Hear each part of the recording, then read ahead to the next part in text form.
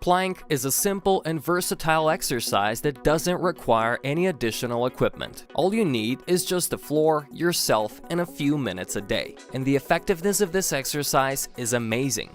What will happen if you plank every day? In this video, I'll answer this question. So watch this video till the end. It'll be interesting. Let's go.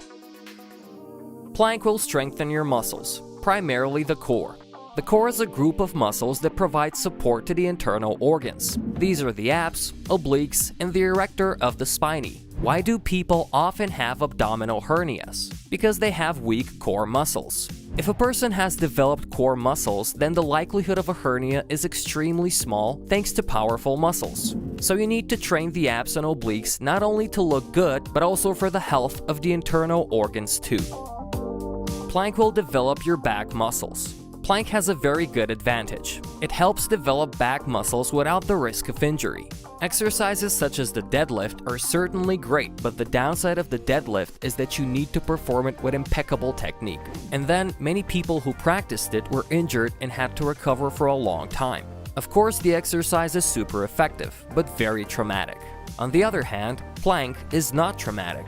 Moreover, if you perform plank regularly, it'll help you strengthen not only the lower back muscles, but also the upper ones. And the developed muscles of the back not only look good from the outside, but they're also a very good prevention of back pain. In fact, most back pain is due to underdeveloped back musculature, so the plank will help you in that case too. Plank will fix your posture. It is well known that posture instantly sends conscious and unconscious messages to all people around. A person with good posture is perceived as a confident and attractive person. Indeed, most of us evaluate a person by how straight his shoulders are. So if you want to look fit and good, then posture is extremely important, and the plank will help you because it strengthens the muscles of the core and upper back. It also affects the muscles of the neck and shoulders, which are extremely important for posture. Therefore, if you plank regularly, it'll help you fix your posture and you will already be able to notice good progress in the mirror in just a month. Plank will boost your metabolism. Plank must be done regularly, then the effect will be noticeable. By doing this exercise regularly, you will speed up your metabolism and this will allow you to lose weight. You will burn more calories and pump the abs at the same time, and therefore in a month, thanks to the sum of these two factors, you will see six-pack abs in the mirror.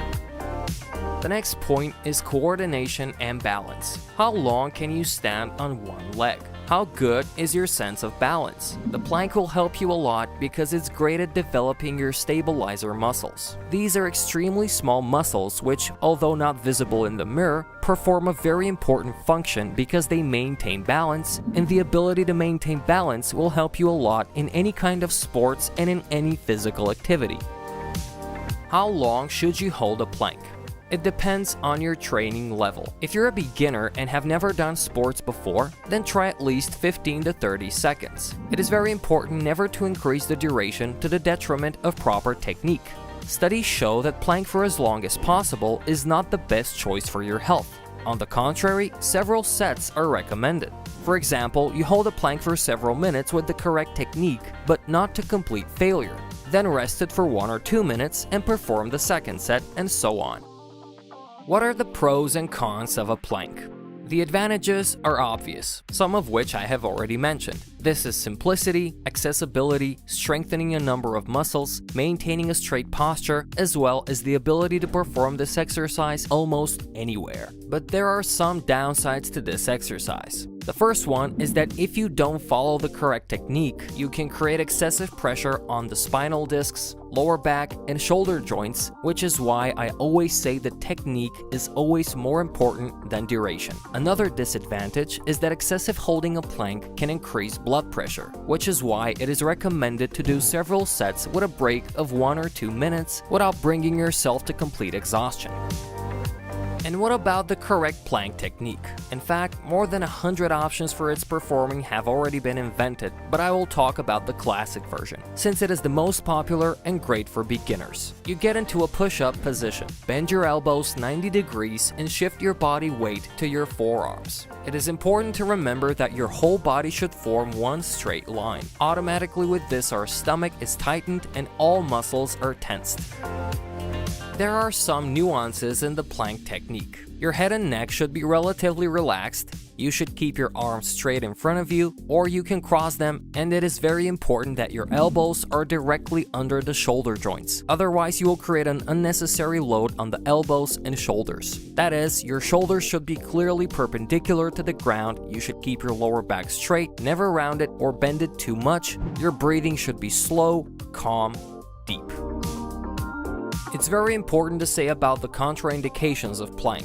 Plank cannot be done by pregnant women and people who have a back injury. It is also not recommended for people with hernias or problems with the elbow, shoulder, wrist, and ankle joints. It's also not recommended for people who have a tendency towards a high blood pressure. I also recommend you to watch other videos on my channel. Links are on the screen right now. If you like this video, share it, push the like button, and subscribe to my channel. See you soon.